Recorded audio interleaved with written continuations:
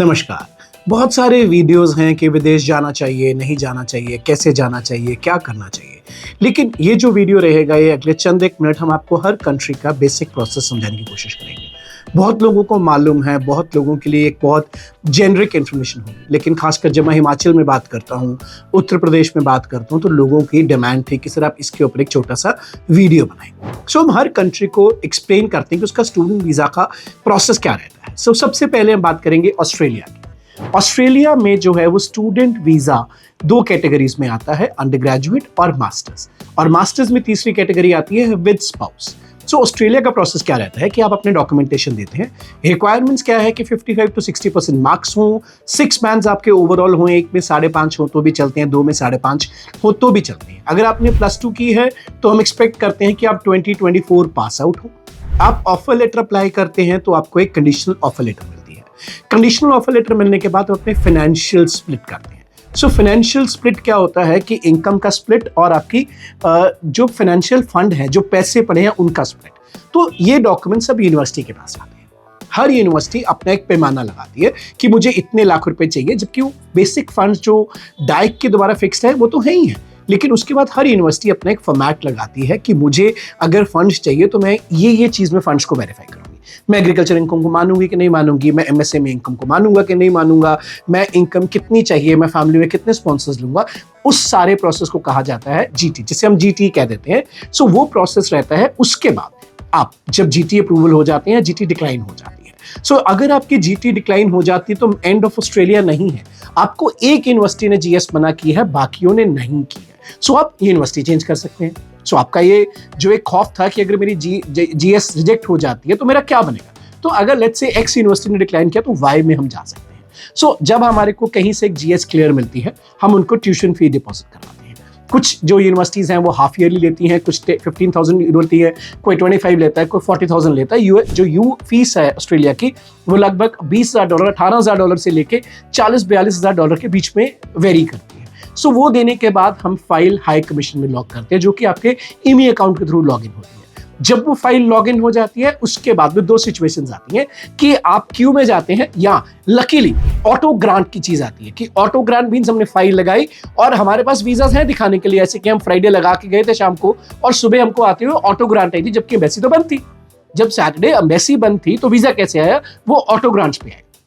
और जब हम मास्टर्स की बात करते हैं तो अक्सर कहा जाता है कि स्पाउस साथ नहीं जाता।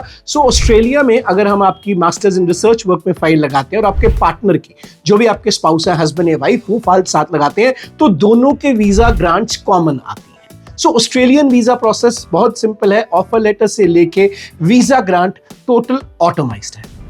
यूनाइटेड किंगडम के हम बात करते हैं कि यूके विदाउट आइल्स चल रहा है, यूके गैप एक्सेप्ट कर रहा है। किसी ने जानने की कोशिश की क्या हुआ? हम लोग कहते हैं कि यूके लोग जाना नहीं चाहते। अगर एनरोलमेंट के नंबर्स देखें तो जनवरी इनटेक में ग्रोथ आई है। नंबर स्क्रीन पे आ रहे हैं आपके पास। वो ग्रोथ क्यों आई? क्योंकि बहुत सारे एजुकेटेड लोगों ने यूके की तरफ रुख किया। अब हम एक बेसिक से आज यूके का स्टेप समझाते हैं। अब यूके विदाउट आइल्स क्यों होता है? अगर हम यूके की बॉडी की बात करें तो एक बॉडी है यूकेवीआई, जो बॉर्डर एजेंसी है, जो उनका सिस्टम देखती है। दूसरी एजेंसी है जो यूनिवर्सिटीज को कंट्रोल करती है। यूके का प्रोसेस बहुत सिंपल रहता है। हम यूके को अंडरस्टैंड करते हैं कि यूके विदाउट आइल्स क्यों होता है। यूके में जो यूकेवीआई है उसके 40 पॉइंट हैं, 30 पॉइंट कैश के हैं और 10 पॉइंट फंड्स के हैं। टोटल जब आपके पॉइंट्स ऐड ऑन हो जाते हैं तो आपको वीजा ग्रांट या डिक्लाइन दिया जाता है। उसमें लैंग्वेज एबिलिटी का जो कार्यक्रम था या जो उसका प्रेरोगेटिव है या जो उसका डिसीजन मेकर है वो यूनिवर्सिटी है। हर यूनिवर्सिटी यूके में, चाहे वो कन्वेंशनल है, चाहे वो रेड ब्रिक है, चाहे वो मॉडर्न यूनिवर्सिटी है, वो अपने मापदंड लगाती है। अब बहुत सारी यूनिवर्सिटीज कहती हैं कि हम +2 पास बच्चे को लैंग्वेज वेवर दे देंगे, लेकिन बच्चा पंजाब हरियाणा बोर्ड से नहीं होना चाहिए। उत्तराखंड चल जाएगा, हिमाचल चल जाएगा, राजस्थान चल जाएगा, मध्य प्रदेश चल जाएगा, गुजरात चल जाएगा। और कई यूनिवर्सिटीज कहती हैं कि हम सिर्फ सीबीएसई ICSE को दोगे। अगर इसमें कोई मेरे से सवाल पूछे, सर ऐसा क्यों?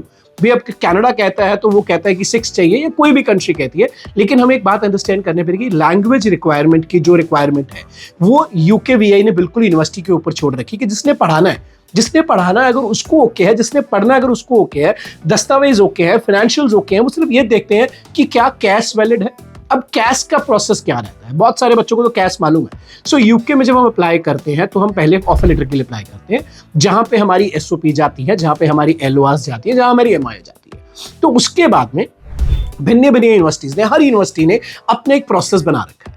अब कुछ यूनिवर्सिटीज कहती हैं जी हम अनकंडीशनल ऑफर लेटर देंगे, उसके बाद की आपकी क्रेडिबिलिटी इंटरव्यू दी होगी, चाहे वो कियारा के अंडर हो, चाहे वो 1-to-1 हो, चाहे वो टेलीफोनिक हो, चाहे वो जूम हो। अगेन हर यूनिवर्सिटी अपने एक डिफरेंट वे से चलती है। सो वो प्रोसेस करते हैं, उसमें यूनिवर्सिटीज दो तरीके रखती हैं, कुछ कहती हैं कि प्री कैश डिपॉजिट होगा और कुछ कहती हैं प्री कैश डिपॉजिट नहीं होगा, राइट। सो प्री कैश और डिपॉजिट में क्या होता है कि आपको यूनिवर्सिटी की इंटरव्यू देनी है, उससे पहले 250 पाउंड या किसी के 1000 पाउंड या किसी के 1500 पाउंड 100% रिफंडेबल होते हैं। जब आप यूनिवर्सिटी के लिए अप्लाई करते हैं, आपको यूनिवर्सिटी ने कह दिया कि ओके आपकी अनकंडीशनल ऑफर लेटर आ गई, अब इसके बाद आप हमारी क्रेडिबिलिटी इंटरव्यू कीजिए। सो आपने क्रेडिबिलिटी इंटरव्यू क्लियर, तो आपको मैसेज आता है congrats you have cleared it, या आपको आता है कि दोबारा होगी, या दोबारा होने के बाद आपको आता है we regret we can not process.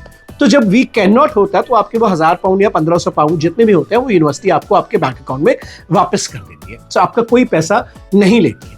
और दूसरी तरफ जब आपकी इंटरव्यू क्लियर हो जाती है तो इंटरव्यू क्लियर होते सार वो आपको कहते हैं कि ओके अब हमें अपने फाइनेंशियल्स भेजिए और बाकी की पेंडिंग फी रिमिट कीजिए। कोई 6 मंथ्स फीस लेता है, कोई 5500 लेता है, कोई 11,000 लेता है, कोई 12,000 लेता है, कोई 14,000 लेता है। उस स्टेज पे स्कॉलरशिप आ जाता है कि आप स्कॉलरशिप माइनस करके इतने पैसे हमें जमा करवा दीजिए। जब आप यूनिवर्सिटी को वो फी पे कर देते हैं, उसके बाद क्या रह जाता है, कैश और आपके 28 डेज ओल्ड फंड्स। सो 28 दिन पुराने जो फंड होते हैं वो यूके इसलिए चेक करता है कि स्टेबिलिटी ऑफ फाइनेंसेस है कि नहीं है। सो 28 दिन पुराने फंड और कैश लगा के उसके बाद में आपको 3 तरीके से वीजास मिलते हैं, नॉर्मल वीजास, प्रायोरिटी वीजास और सुपर प्रायोरिटी वीजास। सो तीनों पेड रहते हैं, हमें तीनों के एक्स्ट्रा अमाउंट्स देने पड़ते हैं। प्रायोरिटी का एक्स है, सुपर प्रायोरिटी का एक्स है और प्रायोरिटी का एक्स है, लेकिन उसका डिसीजन मेकिंग टाइम में बहुत डिफरेंस रहता है। एक फाइल महीना लगा सकती है, दूसरी फाइल वो 4 दिन में डिसीजन देने के लिए बाउंड है या 2 दिन में देने के लिए बाउंड है। लेकिन आप वहां भी क्या देखते हैं, कई दफा होता है बच्चों को क्वेश्चन आते हैं सर मैंने सुपर प्रायोरिटी फाइल लगाई थी लेकिन मेरी फाइल नॉर्मल में चली गई। वो नॉर्मल में इसलिए जाती है कि जब उनके पास सुपर प्रायोरिटी का बहुत रश हो जाता है तो उसको नॉर्मल कर देते हैं, लेकिन जब रश का होता है उसी टाइम उठा के दोबारा डिसीजन दे देते हैं। सो यूके लगभग 99% वीजास विदाउट इंटरव्यूज आ रहे हैं, बट अगर वीजा ऑफिसर चाहे, अगर शेफील्ड से वो चाहें कि उनको इंटरव्यू लेनी है तो वो ले सकते हैं। सो यूके का प्रोसेस बहुत डिफाइंड, बहुत सिंपल, बहुत इवॉल्व है। सो एम्बेसी में लोगों के क्वेश्चन होता है डॉक्यूमेंट्स क्या लगाने चाहिए, सिर्फ वही डॉक्यूमेंट्स जो आपकी कैश के ऊपर है। सो यूके के लिए क्या आपको कोई अदर प्रश्न है तो आप मेरे को इनबॉक्स कर सकते हैं या कमेंट सेक्शन में डाल सकते हैं।